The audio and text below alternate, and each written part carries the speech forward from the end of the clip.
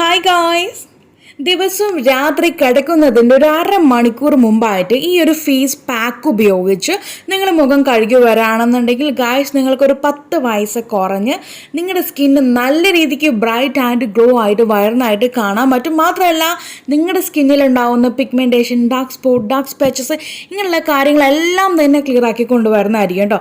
അത്രയ്ക്കും super effective ആയിട്ടുള്ള ഒരു പൈനാപ്പിളിൻ്റെ ഫേസ് മാസ്ക് ആണ് അല്ലെങ്കിൽ ഫേസ് പാക്കാണ് നമ്മളിവിടുന്ന് ഷെയർ ചെയ്ത് കാണിക്കാൻ പോകുന്നത്.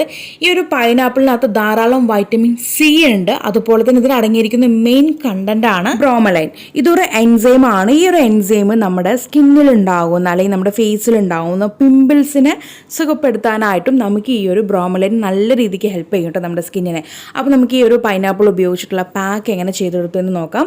അപ്പോൾ അതിന് വേണ്ടിയിട്ട് നമുക്ക് ആദ്യം വേണ്ടത് പൈനാപ്പിളിൻ്റെ ജ്യൂസ് തന്നെയാണ്. അപ്പോൾ ആരും മിക്സി ബൗളിനകത്തോട്ടൊന്നും അരയ്ക്കേണ്ട കാര്യമില്ല.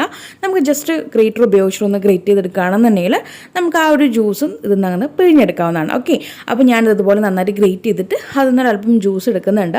അതുപോലെ തന്നെ ഈ ഒരു പാക്ക് നമുക്ക് ഫ്രിഡ്ജിനകത്തേക്ക് ഒരു 3 ദിവസത്തേക്കോ അല്ലെങ്കിൽ 4 ദിവസത്തേക്ക് സ്റ്റോർ ചെയ്ത് വെക്കാം കേട്ടോ.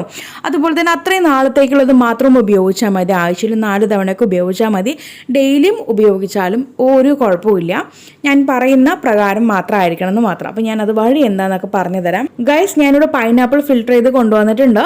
പിന്നീട് ഇതിനകത്തേക്ക് തേൻ ആഡ് ചെയ്ത് കൊടുക്കുന്നുണ്ട്. 1 ടേബിൾ സ്പൂൺ തേൻ വേണം ആഡ് ചെയ്യാനായിട്ട്. അപ്പോൾ ഞാനിവിടെ 1/2 ടേബിൾ സ്പൂൺ ചേർത്തിട്ടുണ്ട്.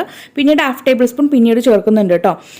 ഇനി നമുക്ക് വേണ്ടത് ഉഴുന്നിൻ്റെ പൗഡറാണ്. ഈ ഒരു ഉഴുന്നിൻ്റെ പൗഡർ ഞാൻ വീഡിയോ ചെയ്തിട്ടുണ്ടായിരുന്നു. നമ്മൾ മുട്ട ഏലക്കൊക്കെ വെച്ചിട്ട് ഒരു പൗഡർ ചെയ്തെടുത്തിട്ടുണ്ടായിരുന്നു. ആ ഒരു പൗഡറാണ് കേട്ടോ ഇത്.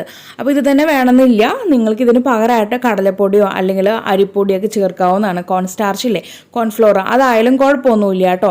അതുപോലെ തന്നെ റാഗി പൗഡർ, നമ്മുടെ ഉരുളക്കിഴങ്ങിൻ്റെ സ്റ്റാർച്ച് പൗഡർ, ഇങ്ങനെയുള്ള ഏത് പൗഡർ ആണെങ്കിലും കുഴപ്പമൊന്നുമില്ല. നിങ്ങൾക്ക് അത് ആഡ് ചെയ്ത് കൊടുക്കാം.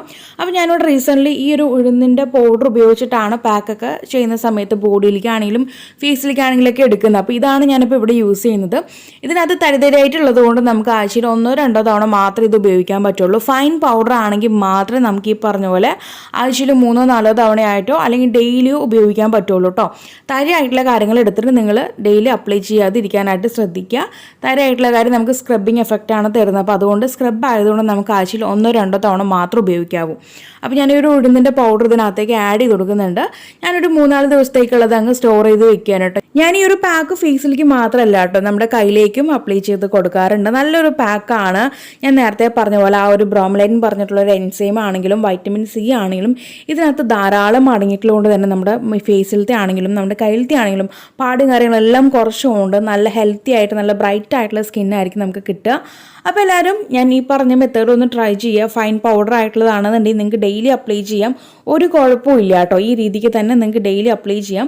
അതിനകത്ത് നിങ്ങൾക്ക് ഇഷ്ടപ്പെട്ട പൗഡർ നിങ്ങൾ ഏതാണോ നിങ്ങൾക്ക് നിങ്ങളുടെ ഫേസിലേക്ക് സൂട്ടായാലും, നിങ്ങളിപ്പോൾ ഒരു സ്ഥിരം ഒരു പൗഡർ നിങ്ങളുടെ കയ്യിൽ ഉണ്ടാവുമല്ലോ, ഏതാണെങ്കിലും കടലമാവാണെങ്കിൽ അങ്ങനെ, അരിപ്പൊടിയാണെങ്കിൽ അങ്ങനെ. അപ്പോൾ ഏതാണോ നിങ്ങൾക്ക് ഇഷ്ടപ്പെട്ടുള്ള ആ ഒരു പൗഡർ, ആ ഒരു പൗഡറിൻ്റെ കൂടി മിക്സ് ചെയ്തിട്ട് ഇങ്ങനെ ഉപയോഗിക്കുകയാണെന്നുണ്ടെങ്കിൽ തീർച്ചയായിട്ടും നല്ലൊരു റിസൾട്ടായിരിക്കും നിങ്ങൾക്ക് കിട്ടുക. പിന്നെ തേന് ചേർത്തിരിക്കുന്നത് വിൻ്റർ സീസൺ ആയതുകൊണ്ട് നല്ല രീതിക്ക് നമ്മുടെ സ്കിന്നിന് മോയ്സ്ചർ കിട്ടാൻ വേണ്ടിയിട്ടാണ് ഈ ഒരു തേൻ ആഡ് ചെയ്തിരിക്കുന്നത്.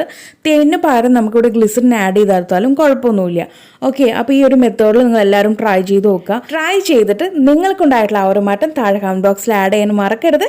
അപ്പോൾ ഇനി ഒരു പുതിയ വെറൈറ്റി വീഡിയോയുമായി വരുന്നവരേക്കും tata bye bye from Shamna.